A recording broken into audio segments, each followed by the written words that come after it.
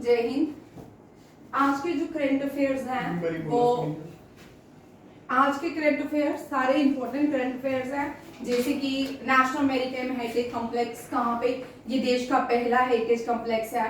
Modern language museum देश का पहला कहाँ पे बन रहा है, और देश के जो टाटा इंडस्ट्रीज के रतन टाटा पास्ट अवे हुए, न्यू टाटा ट्रस्ट के कौन चेयरमैन बने, इस तरह के क्वेश्चन। और नोबेल प्राइज से भी क्वेश्चन हैं। न्यू नोबेल प्राइज पीस के लिए किसको मिला, लिटरेचर, फिजिक्स, केमिस्ट्री के लिए किस चीज को मिला, ये देखते हैं। ठीक है, कल मैं वैसे केवीसी नहीं देखती, कल मैंने लगाया तो बच्चे देखे तो अच्छा क्वेश्चन था। आप लोग मुझे बताइएगा, जे थॉमस, ठीक है, जिसने इलेक्ट्रॉन थ्योरी दी थी, भारत का कौन सा साइंटिस्ट है, उनके अंडर काम किया था, सुपर किया था उन्होंने, भारत के कौन सा साइंटिस्ट है? सीवी रामन। सीवी रामन तो बहुत पुराने हैं, उन्होंने रमन ही फेंक दिया था। चलिए अब देखो, नेशनल मैरीटाइम हेरिटेज कॉम्प्लेक्स, इस तरह का जब भी क्वेश्चन आया ना मैरीटाइम हेरिटेज कॉम्प्लेक्स, तो हमेशा याद रखिए इंडस वैली सिविलाइजेशन का क्वेश्चन है। हेरिटेज कॉम्प्लेक्स मैरीटाइम, क्योंकि दुनिया का सबसे पुराना जो पोर्ट सिटी थी वो भारत में इंडस वैली सिविलाइजेशन में थी, डेट इज लोथल। लोथल जो पोर्ट सिटी थी, आज भी जो कॉम्प्लेक्स पोर्ट्स के बनते हैं सेम वैसे ही बनते हैं। क्रूज जो भी हैं, शिप्स हैं, उसके साथ एक स्टोर हाउस भी होता था। लोथल ने अपना स्टोर हाउस भी बनाया हुआ था। जो भी मेसोपोटामिया के साथ ट्रेड किया जाता था, ईरान के साथ, इराक के साथ, तो वहां पे जो मेसोपोटामिया सिविलाइजेशन है, वहां भी इंडस वैली सिविलाइजेशन के अवशेष मिलते हैं।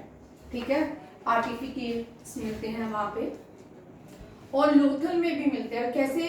लोथल गुजरात, इंडिया के ही ओशंस में सिप्पियां मिलती हैं, जो कोड़ियां जिनको कहा जाता है, जिनको एज अ मनी यूज करता था कभी Bharat, as a Lakshmi use किया करता था। लक्ष्मी पूजा दिवाली में जब भी होती है उसका यूज किया जाता है इन कोड़ियों का। ठीक है, बोलते हैं कोई भी चीज, कहावत है कि कोड़ियों के दाम बेची।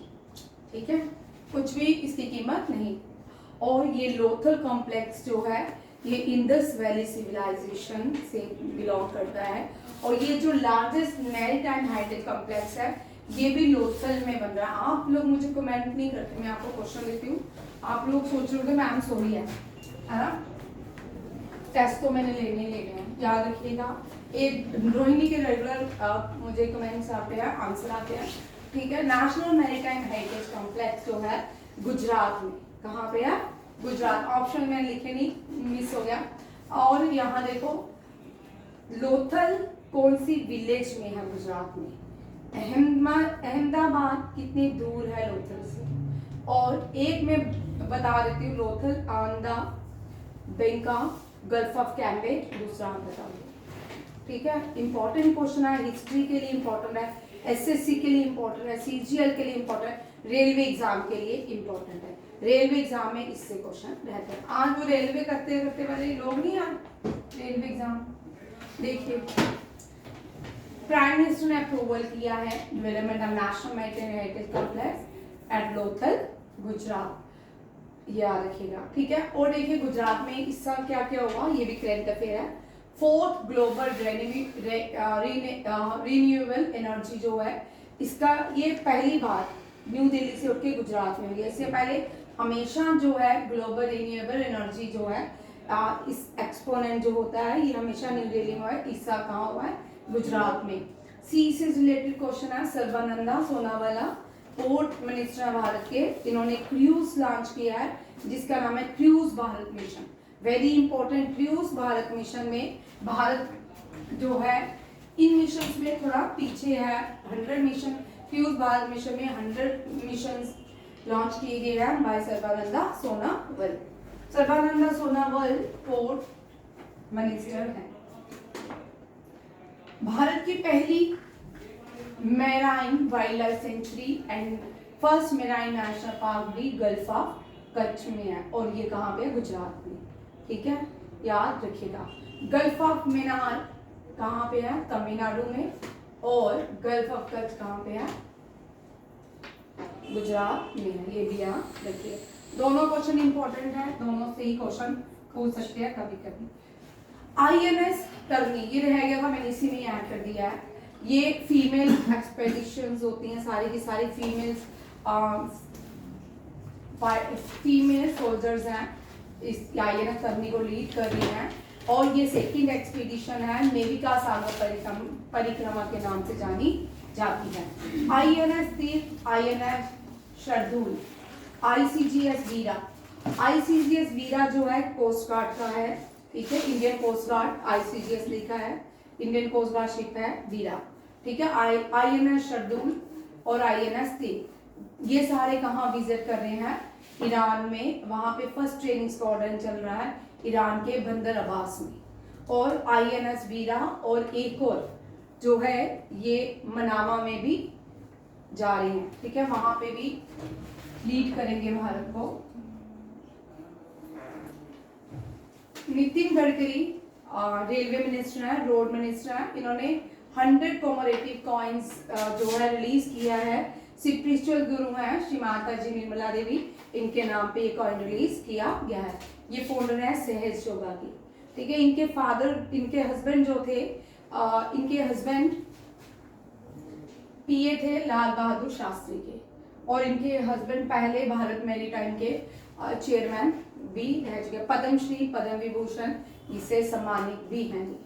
और ये 1947 की वॉर में गांधी जी के साथ 1947 में भारत के साथ आज़ादी की लड़ाई भी लड़ी है। जो भारत के एक वकील का नाम बताइए, साल्वे, रिसेंटली जिसने पोगाट का, विनेश पोगाट का इंटरनेशनल ओलंपिक्स में जो उसको विड्रॉल करने पे केस लड़ा था, वो भी इन्हीं के ही भाई का बेटा है, श्रीवास्तव उनका नाम है, ठीक है। क्या नहीं, अभी नेक्स्ट क्वेश्चन देखिए। Hindi language museum to be set up in which place of Uttar Pradesh? Kashi. Kashi में रविंद्रनाथ टैगोर की रविंद्रनाथ टैगोर बेस्ड रहेगी ये क्या? हिंदी लैंग्वेज म्यूजियम बनाया जाएगा। थीम इसका रविंद्रनाथ टैगोर पे रहेगा। कानपुर जो है ये यहाँ पे एशिया की, साउथ एशिया की सबसे बड़ी रिवॉल्वर सेंटर है।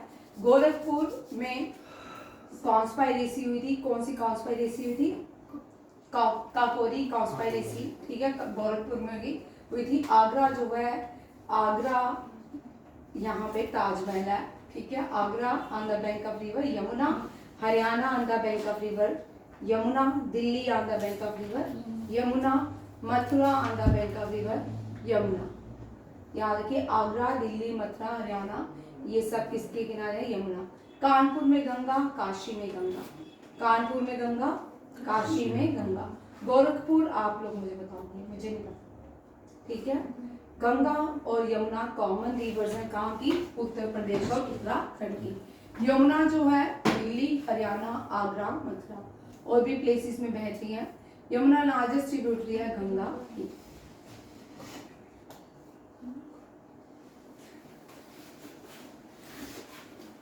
उत्तर प्रदेश गवर्नमेंट ने इसको लॉन्च करने की बात की है। भारत का ये पहला म्यूजियम है Hindi literature in Kashi. Uttar Pradesh government ने इसको ₹25 करोड़ का प्रोजेक्ट रखा है।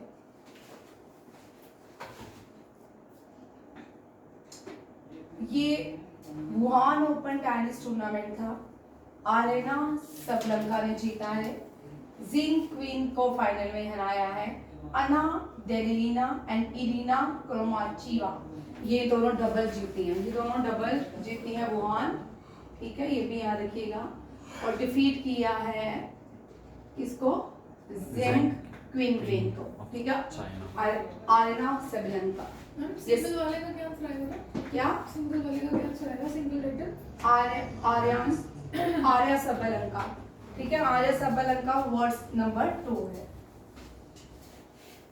ये जो है नोबेल प्राइज जीत चुकी हैं इस साल का लास्ट, और नोबेल प्राइज जो है ये इन्होंने लिटरेचर के लिए जीता है। ये कोरियन है, सियोल, ठीक है, साउथ साउथ कोरिया है, साउथ कोरिया की कैपिटल है सियोल और इसका नाम है हैन कैंग। क्या है? हैन कैंग। लास्ट ईयर जो लिटरेचर अवार्ड जीता था वो जॉन फेस ने जीता था। रविंद्रनाथ टैगोर पहले भारतीय हैं जिन्होंने लिटरेचर अवार्ड जीता और दुनिया के पहले नोबेल प्राइज में लिटरेचर अवार्ड जीतने वाले सुली प्रधोमी। कौन है? सुली प्रधोमी। ये चारों क्वेश्चन इंपॉर्टेंट हैं, चारों आपको पूछ सकते हैं, चारों ऑप्शन याद रखने हैं। रविंद्रनाथ टैगोर भारत के पहले भी हैं, पहले पर्सन भी है जिनको नोबेल प्राइज दिया गया था और लिटरेचर में भी पहले एक व्यक्ति बनती हैं। जॉन फेस 2023 में और 24 में हैन कैंग। नेक्स्ट है, ये एक बंदा सर्वाइवर रह गया है जो न्यूक्लियर बम गिराया गया था कहाँ पे? जापान में। उनमें से एक है निहोन हदंक्यो। पीस प्राइज इनको दिया गया है, ठीक है। इनकी एक स्टेटमेंट के लिए इनको पीस प्राइज दिया गया है। इनका नाम है निहोन हदंक्यो। मदर टेरेसा भारत की पहली है जिनको पीस प्राइज मिला है और बाथा वॉन शटनर दुनिया की पहली है जिसको पीस प्राइज दिया गया। पीस प्राइज की फाउंडर भी इसको माना जाता है। अल्फ्रेड नोबेल के साथ बाथा वॉन शटनर जो है ये पीस प्राइज की फाउंडर भी है। और याद रखिएगा पीस प्राइज और Nobel prize. Nobel prize 7 language 7 subjects में दिया जाता है। ये बाकी 6 सब्जेक्ट तो सारे स्टॉकहोल्म स्वीडन में दिए जाते हैं। पीस प्राइज आप लोग मुझे कमेंट करके, मैंने बहुत बार बढ़ाया है, पीस प्राइज कहाँ दिया जाता है? नोबेल पीस प्राइज कहाँ दिया जाता है? स्कॉटलैंड नहीं दिया। स्कॉटलैंड में फिजिक्स, केमिस्ट्री, मेडिसिन, लिटरेचर और इनके लिए दिया जाता है। बट आपने पीस बताना है, पीस नोबेल प्राइज कहाँ दिया जाता है? नोबेल प्राइज इंट्रोड्यूस किए थे अल्फ्रेड नोबेल ने। अल्फ्रेड नोबेल डायनामाइट के फाउंडर थे। डायनामाइट अल्फ्रेड नोबेल ने बनाया था। इसके बाद फर्स्ट वर्ल्ड वॉर में बहुत से डिजास्टर हुआ था और डायनामाइट से उसके बाद उसने बोला मेरे ट्रस्ट बनना, मेरे मृत्यु के बाद एक ऐसा ट्रस्ट होना चाहिए जो हमेशा रहे, ठीक है। नोबेल प्राइज अल्फ्रेड दिया जाता है क्या प्राइज कहाँ दिया जाता है? स्टेज आदित्य बिल्कुल स्टेज पे दिया जाता है, ठीक है। स्टेज ऐस हो सकता है, रूम में भी दिया जाता है। स्टेज हॉल में हाँ तो ऑडिटोरियम हाँ वही दिया जाता है भाई। हो सकता है माउंट एवरेस्ट में भी दिया जाता है, ठीक है। वहाँ की हाईएस्ट पीक स्टॉकहोल्म की हाईएस्ट पीक में भी दे सकते हैं, ग्राउंड में भी दे सकते ग्राउंड में भी दे सकते हैं, हैं, नॉर्मल भी दे सकते हैं, नॉर्मल ठीक है। आप देखो नाम में भी दिख रहा है Nobel prize in economics. Economics में आप ट्रिक याद करो मेरे साथ। ये क्वेश्चन आने वाला है। अब जितने भी एग्जाम में कॉमन क्वेश्चन है जिसमें आना है इकोनॉमिक्स में ड्रैगन, जॉनसन, डिब्सन। मैंने पहले का नाम डेरॉन है, ठीक है। ड्रैगन, जॉनसन, डिब्सन, ठीक है। 3 लोगों को इकोनॉमिक्स में दिया गया, किसको? डिब्सन, जॉनसन, ड्रैगन, ठीक है। केमिस्ट्री में भी 3 लोगों को दिया गया, बेकर, डैमिस, डिम्सम, बेकर, डिम्सम, जम्पर, ठीक है। बेकर ने क्या? डिम्सम, ठीक है। डिम्सम जम्पर की किचन में अभी भी नहीं है भाई, अभी वाली है बनाई, केमिस्ट्री के लिए दिया गया। और मेडिसिन में विक्टर एम्ब्रोस एंड गैरी रुटफुल। गैरी और विक्टर, अभी मैं ये 50 बार पढ़ाऊंगी, अभी बार बार रिपीट होंगे। और जो ये मेडिसिन में है, भारत का पहला इंडियन ओरिजिन के मेडिसिन है हरबिंदो खुराना, ठीक है। आप लोग मुझे बताओगे कमेंट करके कितने भारतीय को इकोनॉमिक्स में नोबेल प्राइज मिला है? एक तो इंडियन ओरिजिन के हैं, एक दोनों ही अब इंडियन ओरिजिन के हैं, दोनों ने इंडिया की सिटीजनशिप नहीं है दोनों के पास, ठीक है। ये भी बड़े बायस्ड लगते हैं नोबेल प्राइज। जो भारत के गेल्स होता है या भारत के एंटी होके काम करते हैं उन्हीं को ही दिए जाते हैं ये नोबेल प्राइज। महात्मा गांधी को आज तक नोबेल प्राइज नहीं मिला, वो मरी है, वो भाई नहीं, बहुत बार नॉमिनेट हुए हैं फिर भी नहीं दिया गया। मरणोपरांत दे सकते हैं। रविंद्रनाथ टैगोर ने जब 1911 में नेशनल एंथम जिसको आज हम कहते हैं गाया, तब कहते हैं कि किंग जॉर्ज के प्रेज में ये नेशनल एंथम गाया। मदर टेरेसा भारत की अपनी इतनी फीमेल वीरांगना थी कि उनको पूरे भारत में एक भी, अगर आप जोड़े कड़ियाँ बहुत जुड़ती है, बहुत सारे लोग जुड़ते हैं, सारे लोग इंडिया के फेवर में या काम करते हैं कि नहीं करते, वो आप डिसाइड करो, ठीक है। मदर टेरेसा जो थी, मदर टेरेसा जो थी वो भी भारतीय नहीं थी, यहाँ मिशनरी के लिए काम करती थी, तो पूरे भारत में पीस प्राइज उसको दिया गया। भारत में पीस प्राइज के लिए बहुत सारी फीमेल्स थी जिनको ये दिया जा सकता था। ज्योतिबाई फुले की रमाबाई, ज्योति सावित्री बाई फुले, ये बहुत सारी लेडीज थी जिनको नोबेल प्राइज दिया। जब कोई बात नहीं आ रही, टेंशन नहीं, ठीक है। इन सबको नोबेल प्राइज दिया जाना चाहिए था, बट पूरे भारत में इतना बड़ा पॉपुलेटेड देश जो भारत था, वहाँ पे इनको कोई भी फीमेल नहीं मिली, सिर्फ मदर टेरेसा ही मिली, ठीक है। और इकोनॉमिक्स के लोग सुनिए, वो भी इंडियन, अमर्त्य सेन, आप इनकी स्टेटमेंट देखते ही होंगे, इनकी जितनी भी स्टेटमेंट्स आती हैं भारत के फेवर में कम रहती है, ठीक है। इनको नोबेल प्राइज दिया गया। उसके बाद अभिजीत बनर्जी हैं, ये भी इंडियन ओरिजिन के, इंडियन ओरिजिन से हैं, अभिजीत बनर्जी, ठीक है। सिर्फ एक सीवी रमन को छोड़ के बाद में उनकी सस्पिशियस मृत्यु हुई। सीवी रमन जो थे भारतीय थे और इनकी सस्पिशियस कांच पिला के शायद इनकी मृत्यु हुई थी, तो सीवी रमन एक भारतीय ऐसे थे जिनको नोबेल प्राइज भारत के लिए मिला। बाकी रेस्ट ऑफ द लोगों का इतिहास देख लो, कहीं ना कहीं आपको समझ आ जाएगा, ठीक है। पूरे भारत में इतने लोग हैं, वो इतने ज़्यादा काम करते हैं कि अभी तक भारत को कुछ नहीं मिला, ठीक है। 6 या 7 लोगों को नोबेल प्राइज, पूरा इतना बड़ा देश, दुनिया की सबसे बड़ा देश, उसको इतने सारे प्राइज दे रहे हैं, ठीक है।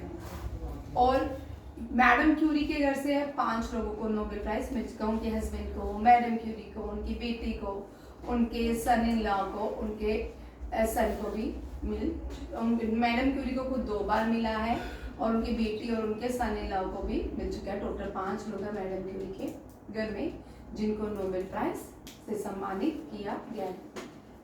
और बहुत सारी बातें हैं, और जैसे अभी एक इंडेक्स आया है, रिसेंटली एक इंडेक्स आया, हंगर इंडेक्स। कोविड में भारत ने पूरी दुनिया के लोगों को खाना पहुंचाया। अफ्रीकन देश थे, जहाँ पे अफ्रीकन देश थे या एशिया के ऐसे देश थे यहाँ पे फूड नहीं था, कोविड में भारत ने वहाँ पे खाना पहुंचाया। और हंगर इंडेक्स में इंडिया वर्स्ट पोजीशन पे आता है, 105 पोजीशन पे आ रहा है, ठीक है। अभी भी कोविड के बाद भी भारत सरकार ने जो अन्न योजना चलाई थी अभी तक बंद नहीं की। भारत के हर एक व्यक्ति को फूड प्रोवाइड, जितना जरूरत है उतना फूड तो प्रोवाइड किया ही जा रहा है गवर्नमेंट द्वारा। और इसके लिए फूड के कोई भूखा ना रहे, इसके लिए मिड डे मील्स भी स्कूल में लॉन्च की गई है। इसके बाद भी जो इंडेक्सेस आते हैं वो भारत के फेवर में नहीं होते। वो इतने छोटे छोटे देश, नॉर्वे, डेनमार्क, न्यूजीलैंड, इतने छोटे छोटे देश जो होते हैं, फिनलैंड, इनसे भारत की कंपैरिजन करते हैं। जबकि भारत की एक स्टेट, अगर पूरा यूरोप और जे.एंड.के माना जाए ना, तो यूरोप का एरिया देखो और जे.एंड.के का एरिया देखना, ठीक है। यूरोप में 28 स्टेट्स हैं, ये लगा, यूरोप में 28 स्टेट्स हैं, तो जे.एंड.के में कितनी है? 22। अगर जे.एंड.के एक देश होता 22 उसकी अपनी स्टेट्स होती। इसी तरह यूरोप की भी कितनी है? 28। आप देखो थोड़ा बायस किस तरह डिवीजन है वर्ल्ड की, ज्योग्राफिकली, हिस्टोरिकली, पॉलिटिकली, ये सब बायस्ड है। सब जो हमें दिखता नहीं है वैसा नहीं है, जो दिख रहा है वैसा नहीं है, जो दिखता नहीं है उससे भी पार हो सकता है, ठीक है। और ये जितने भी अवार्ड्स हैं, अगर आप पढ़ना स्टार्ट करोगे ना, जैसे कि आपने नया, जब मैं नहीं पढ़ती थी इनके बारे में, मुझे नहीं पता था, मैं भी बड़ी खुश होती थी कि हाँ भारत के इसको मिला, इतना बड़ा देश और 6 लोगों को, 7 लोगों को ये अवार्ड्स मिले हैं, ठीक है। ये जायज़ नहीं है, हम इसको जो बोलेगा। चलिए नेक्स्ट क्वेश्चन है टाटा ट्रस्ट। फिक्की जो है भारत की सबसे बड़ी बिजनेस ऑर्गेनाइजेशन है। इसको बनाने के लिए भी जमशेद टाटा का भी हाथ है। ठीक है। और रिसेंटली रतन टाटा के मृत्यु के बाद उनके मदर के जो सन है नोएल टाटा को टाटा ट्रस्ट दे दिया गया है। जिमी टाटा रियल ब्रदर थे रतन टाटा के। एन शेखरन जो है टाटा के चेयरमैन है, ये भी लिया टाटा न्यूटन टाटा की बेटी है, ये भी ये सब काम कर रहे हैं। टाटा ऐसा नहीं है कि एक व्यक्ति पे टाटा बनता है, टाटा में बहुत सारे लोग काम करते हैं जो टाटा बनाते हैं, ठीक है। माइंड किसी और का होता है, फिजिकल कैपेसिटी किसी और की होती है, वर्क का लेबर किसी और का होता है, सबका अलग अलग योगदान होता है किसी भी संस्था को आगे ले जाने के लिए। एक व्यक्ति से नहीं, बहुत सारे, अगर कोई इंस्टीट्यूट है उसको भी आगे ले जाने के लिए उनके स्टूडेंट्स का काम होता है, बट स्टूडेंट्स का लाइक करना भी काम होता है, एक दो दिन का, ठीक है, बड़ी मुश्किल से लाइक भी होता है। तो इसीलिए वो संस्थाएं कम ग्रो करती है, यहाँ पे एप्रिसिएशन कम होता है। बट दिन आते हैं, ऐसा नहीं है, स्टार्स कभी कम ज्यादा होते हैं। मेरा मानना है कि एक ना एक दिन ये सब चेंज होगा, क्योंकि कभी कभी हार्ड वर्क, हमने बड़े अच्छे फेसेस भी देखे हैं कि हमारी क्लास में यहाँ बैठने की जगह नहीं होती थी, वो भी फेसेस हमने देखे हैं। तो ये भी फेसेस हैं, आज है तो चले जाएंगे, कल इससे भी अच्छे आएंगे। हम हर रोज सूरज को उगता देखते हैं, डूबता कम देखते हैं, ठीक है। इसलिए तपो, हाँ, सब सलाम करते हैं। जब चलो इस टॉपिक का भी डिस्कस करेंगे आफ्टर ब्रेक। सेंट्रल गवर्नमेंट ने आरबीआई के इन डिप्टी गवर्नर की क्या कर दिया, एक्सटेंशन दे दिया है इनको 1 साल का। ये मिस्टर राजेश्वर राव है, राजेश्वर राव को 1 ईयर का एक्सटेंशन मिल गया है नेक्स्ट नवंबर तक। CD Deshmukh first RBI governor है। आरबीआई हर देश में होता है, ये आरबीआई ऑफ इंडिया है, reserve bank of India. Reserve bank of India का हेडक्वार्टर बॉम्बे में है। शक्तिकांत करंट गवर्नर है आरबीआई के। सर बेनिगल रामा राव ये लॉन्गेस्ट सर्विंग गवर्नर है आरबीआई के, याद रखिएगा। सीडी देशमुख जो बीटी रोड है उसका नाम चेंज करके सीडी देशमुख रखा गया है, ये भी याद रखिए, ये पहले RBI governor. New vice chief of air staff Amarpreet Singh नहीं है। अमरप्रीत सिंह जो है ये चीफ ऑफ एयर फोर्स है, ठीक है, चीफ ऑफ एयर फोर्स है। एसपी धरकर जो है new vice chief of air staff बने हैं। एडमायर दिनेश के त्रिपाठी ये आर्मी नेवल के बने हैं। जनरल उपेंद्र द्विवेदी जो है आर्मी के बने हैं। ये आर्मी के न्यू चीफ हैं, ये आर्मी के हैं। ये जो है नेवी के हैं, ठीक है, और ये जो है एयर फोर्स के, ये भी आप रखिएगा, सारे इंपॉर्टेंट की क्वेश्चंस हैं। ये फॉर्मर रिसेंटली आरएसएस ने अपने 100 ईयर कंप्लीट किया है, और 100 ईयर कंप्लीट करने पे उन्होंने चीफ गेस्ट किसको बुलाया था, इनमें से आर राधा कृष्णन है, बी कामत है, के सिवान है, कि एस सोमानाथन है। ये चारों जो लोग हैं इसरो के चेयरपर्सन या डीआरडीओ के चेयरपर्सन है। ये जो व्यक्ति है इनको एज अ चीफ गेस्ट बुलाया गया था। विजयदशमी के दिन आरएसएस बनाई गई थी, याद रखिएगा। आरएसएस अपने 100 साल कंप्लीट कर चुका है, लार्जेस्ट वॉलंटरीली ऑर्गेनाइजेशन है पूरी दुनिया की, ठीक है, डंडे के साथ चलती है, ठीक है। इसका अपना ही एक सॉन्ग है, नमस्ते सदा वत्सले मातृभूमि, नमस्ते सदा वत्सले मातृभूमि, ठीक है। और ये जो सॉन्ग है इसके फाउंडेशन किसने की थी, आप मुझे कमेंट करके बताओगे। ही वाज ए फिजिशियन इन नागपुर, और इसका ऑर्गेनाइजेशन का हेडक्वार्टर भी नागपुर में ही है, ठीक है। जिसने आरएसएस बनाई थी ही वाज एन फिजिशियन, याद रखिएगा, ठीक है। ये डॉक्टर एस राधा कृष्णन है, ये फॉर्मर चेयरमैन है इसरो के, ठीक है। वी कामत करेंटली चेयरमैन है डीआरडीओ के सिवान। एस सोमनाथन से चंद्रयान 2, जब चंद्रयान 2 भारत ने लॉन्च किया था वो सक्सेसफुल नहीं हुआ, बट उसके जो चेयरमैन थे के सिवान थे। और एस सोमनाथ जो है करंट जो चंद्रयान 3 जब लॉन्च किया गया, S Somnath was the chairman of ISRO. आप लोग घर से आ रहे हो? वो राधा कृष्ण। यहाँ पे कुछ फेस्टिवल देखिए, ये भी इसी टाइम होते हैं, इसको फेस्टिवल ऑफ फ्लावर कहते हैं।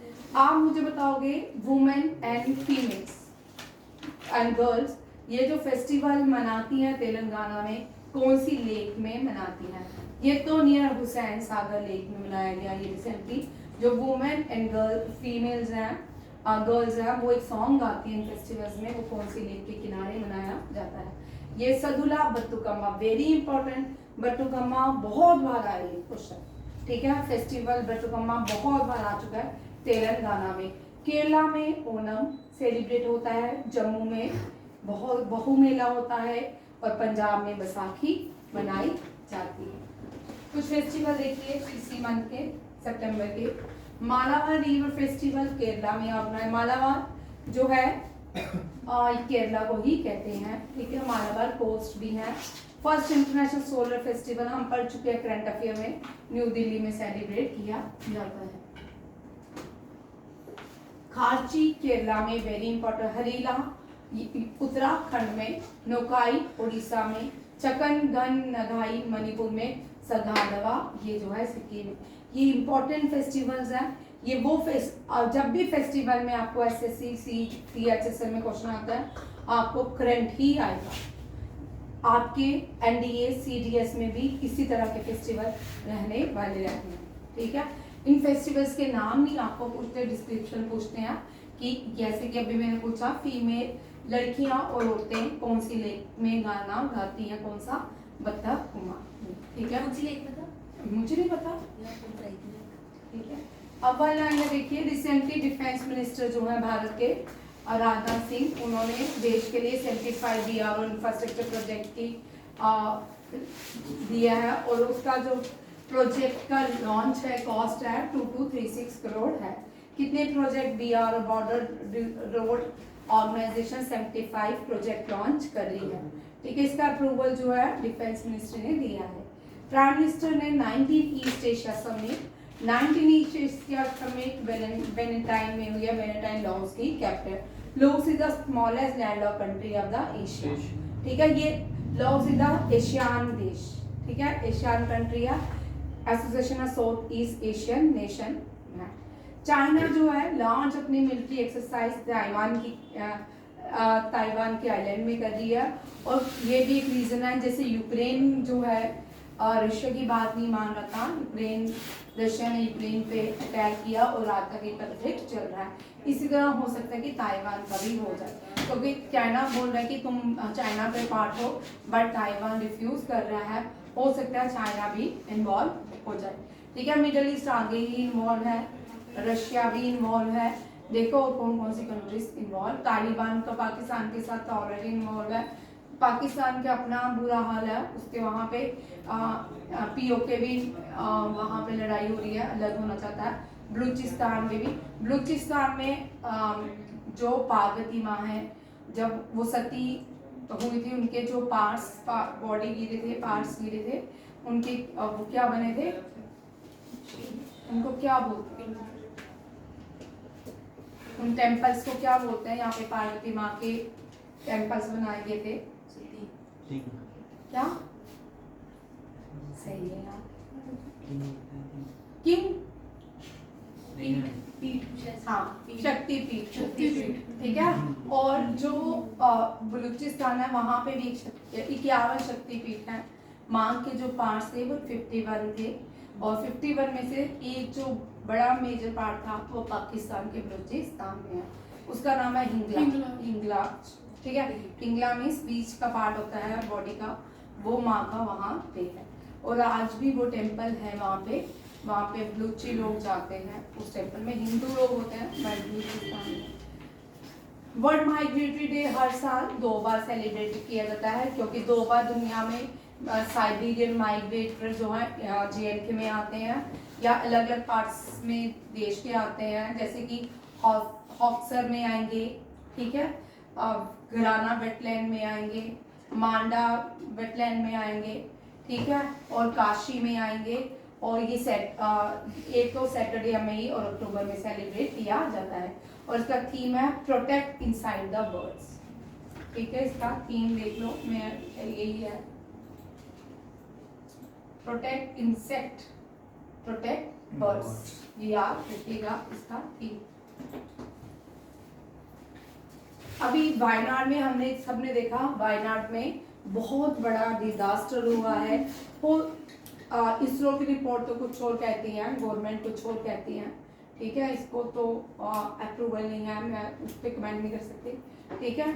यहाँ पे जो डिजास्टर हुआ उसके लिए एक रिडार सिस्टम इंस्टॉल किया गया है, एक्स बैंड रिडार सिस्टम को लॉन्च किया गया है, ताकि फर्दर अगर कोई इस तरह का डिजास्टर वायनाड में आए तो पहले ही पता चल जाए, ताकि thousands of killing, hundred of killing को रोक पाए, ठीक है। ये भी यहाँ वायनाड में आया। वायनाड कहाँ पे है? केरला में है। इंडियन नेवी शिप मैंने भी आपको बताया है, गल्फ पर्शियन गल्फ में क्या करेगी, पार्टिसिपेट करेगी। और कोस्ट गार्ड की जो वीरा है, कौन सी है? INS तीर और ICGS जो है वीरा पार्टिसिपेट करेंगी, ठीक है, पर्शियन गल्फ में। ये भी यहाँ रखिएगा। इंडियन मेडिकल एसोसिएशन ने 15 अक्टूबर को सॉलिडेरिटी कम डॉक्टर्स के लिए बाहर आ रहे हैं। ये जो लोग फास्टिंग कर रहे हैं अनटू डेथ तक, उनके प्रोटेक्शन के लिए आ रहे हैं, उनके लिए फास्टिंग की अनाउंसमेंट की है। ये जो प्रोटेस्ट हो रहा है, ये के RG कर हॉरर, इस हॉस्पिटल का नाम है RG हॉस्पिटल, ठीक है, RG कर हॉस्पिटल, और उसका नाम दिया गया RG कर हॉरर, ठीक है। ये वेस्ट बंगाल में हो रहा है। जो एक रेप हुआ था डॉक्टर का, उसी से रिलेटेड है। आज भी बहुत सारे डॉक्टर अनटू डेथ पे बैठे हुए हैं। 2024 ग्लोबल हंगर इंडेक्सेस। एक तरफ हम बोलते हैं कन्याओं की पूजा करो, एक तरफ हम कन्या को रेप भी करते हैं, एक तरफ कन्या को बजाते हैं, एक तरफ कन्या को गंदी नजर से भी देखते हैं। एक तरफ उन कन्या को हम अपनी मम्मी भी बोलते हैं, माता भी बोलते हैं, सिस्टर भी बोलते हैं, एक तरफ हम उनके साथ कैसा बिहेवियर करते हैं, ठीक है। 2024 ग्लोबल हंगर इंडेक्स में भारत का 105 रैंक है, पाकिस्तान का 109 और 127 कंट्रीज में से भारत का ये रैंक है। मैंने आपको पहले ही बोला, ये सब बाइस्ड हैं, सारी झूठे। अगर कल भारत दुनिया की सबसे बड़ी पावर बन जाए तो भारत जो है टॉप में हो जाए, ठीक है। अमेरिका सेकेंड वर्ल्ड वार में सबसे बड़ी पावर बना, फर्स्ट वर्ल्ड वार में उसने बहुत से लोगों को डेट दिया था, ठीक है, और जो कंट्रीज को डेट दे नहीं पाई, और इस तरह वो क्या बन गया, दुनिया की सबसे पावरफुल कंट्री बन गया। लोगों को अमेरिका के बारे में पता ही नहीं था, अमेरिका भी एक कोई देश होता है। ये जितना भी यूरोपियंस थे, यूनाइटेड किंगडम्स के लोग थे, इन्होंने खोजा और इन्होंने अमेरिका खोज डाला। वहाँ के लोग भी भारत की तरह समृद्ध थे, बट वो आज भी समृद्ध हैं भारत में, क्योंकि वो एकजुट थे। हम लोग कभी भी एकजुट नहीं हुए, कभी हम जयचंद आ जाता है, कभी मानसिंह आ जाता है, कभी कोई, इसलिए भारत कभी भी एकजुट नहीं हुआ, ठीक है। कभी अरब्स आते हैं, मंगोलियाज आते हैं, मुगल्स आते हैं, ब्रिटिशर्स आते हैं, डेंडर, सब एक एक करके भारत को लूटते गए और भारत में डिवाइड एंड पॉलिसी का रूल करते गए। और आज भी भारत को तोड़ना बहुत आसान है। भारत को तोड़ा जा सकता है जातियों में, रिलीजन के नाम पे। भारत की थोड़ा पार्टीशन जो हुई वो रिलीजन बेस्ड थी, हिंदू और मुसलमान के नाम पे पार्टीशन हुई। जो पाकिस्तान, उस तरफ मुस्लिम जो थे पाकिस्तान चले गए, और हिंदू भी इधर आ गए, मुस्लिम भी इधर आ गए, और जो माइनॉरिटी थी वो इधर रह गई, और आई माइनॉरिटी मेजोरिटी में कन्वर्ट हो गई है। आपका हाल भी वही होने वाला है, एक और पाकिस्तान में नहीं बने।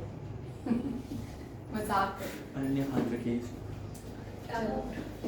आज का क्लास इतना ही। थैंक यू, जय हिंद।